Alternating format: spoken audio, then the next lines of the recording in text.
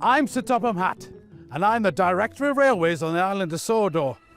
Now I know a splendiblous achievement when I see one.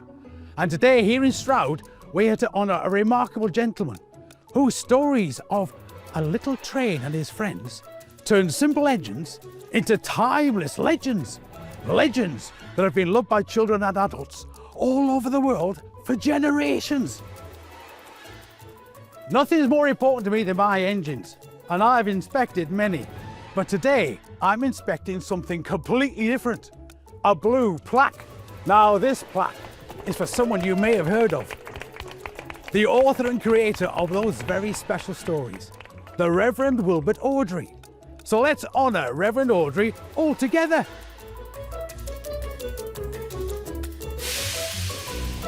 Thomas is a tank engine who lives at a big station on the island of Sodor. He's a cheeky little engine.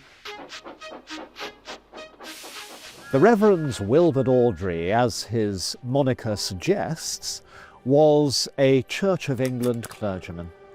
Long-lived, hard-working, spent his working life in Birmingham and eventually in Stroud for 30 years.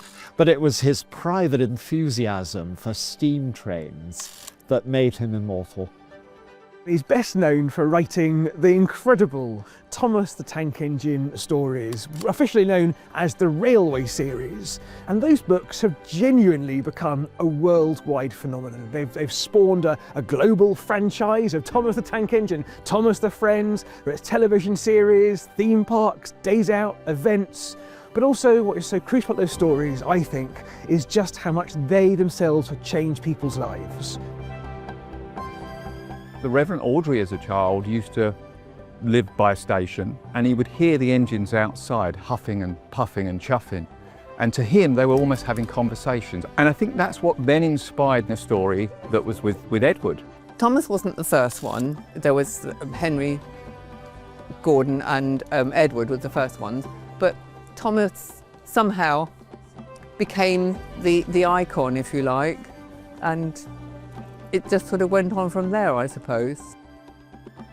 The thing really with the stories that he was most proud of is that if you take away the conceit that they have faces and they can talk, everything that happened in his stories was based upon something that happened to an engine at some time, somewhere in history.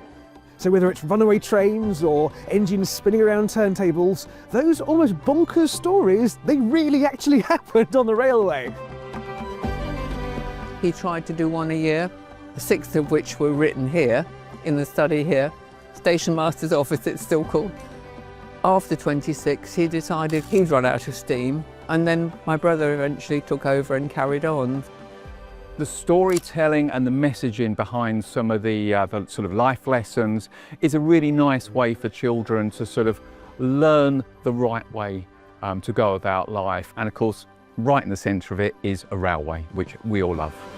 If the criterion for a blue plaque is somebody who's made a difference to the world for the better, then surely he qualifies. It's difficult to put in words. It's slightly overwhelming when you consider that you're dealing with a legacy that's 80 years old now.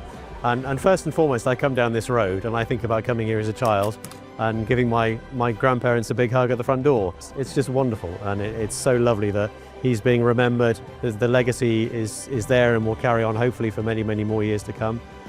You know, he has inspired countless millions of people across the globe, and this is a lovely, lovely monument to a fantastic life that continues today with an amazing legacy. It reached so many people, and particularly children, and their parents as well, and it still does. So long may it last.